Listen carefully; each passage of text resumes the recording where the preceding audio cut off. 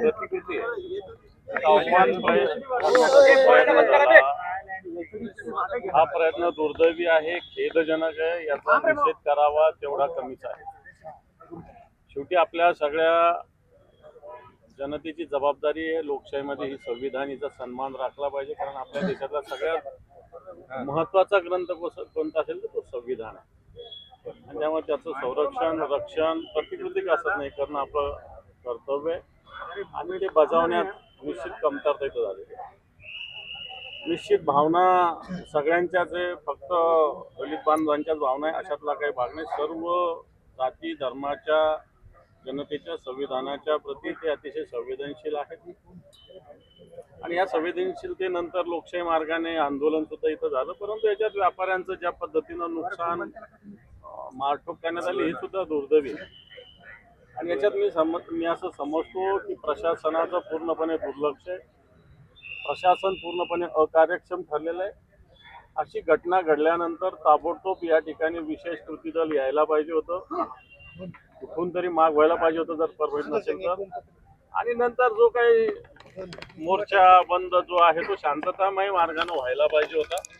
परंतु प्रशासनाच्या अकार्यक्षमतेमुळं परभणी वासियांना नाहक मोठ्या संकटाला सामोरं जावं लागलं. मी आज या सगळ्या माध्यमातून माझ्यासोबत सगळे लोकप्रतिनिधी सगळे पदाधिकारी अधिकारी आहेत.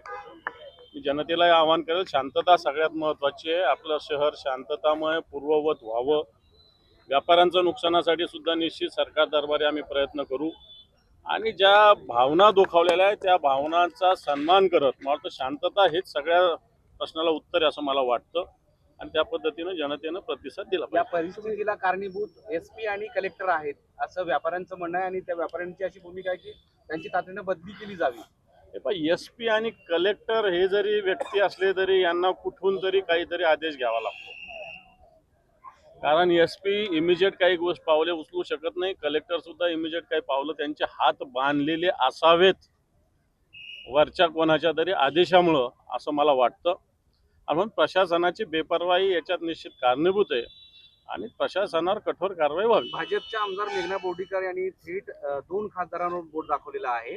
खासदार फौजिया खान आणि बंडू जाधव यांच्यामुळेच ही परिस्थिती उद्भवलेली आहे. त्यांची स्टेटमेंट वेग स्टेटमेंट कुठली माहिती न घेता स्टेटमेंट केल्यामुळं हे सगळं घडलेलं आहे. मला असं वाटतं मी अशा व्यक्तिगत राजकीय आरोपात जाणार नाही. कोणते खासदार आमचे खासदार अन्य कोणी खासदार आणि त्यांच्यावर मी टीका करणार नाही, कोणत्याही राजकीय पक्षावर मी टीका करणार नाही. मला वाटतं हे अतिशय अपरिपक्वतेचं होईल राजकीय कोणावर आरोप करणं. प्रशासनच याला जबाबदारी एवढं मी स्पष्ट त्यांची चौकशी करावी अशी मागणी केली त्यांनी. त्यांची चौकशी करा. खासदारांचा काय संबंध येत असतो त्याच्यात? खासदार दिल्लीमध्ये बसलेले, चौकशी करायची तिथल्या प्रशासनाची झाली पाहिजे. प्रशासनाने वेळ का लावली त्याची झाली पाहिजे. आणि मेघनाथांना मला असं वाटतं चांगलं आठवत असेल त्यांच्या पक्षाचं या महाराष्ट्रात सरकार आहे आणि त्या सरकारचंच धोरण याला कारणीभूत आहे.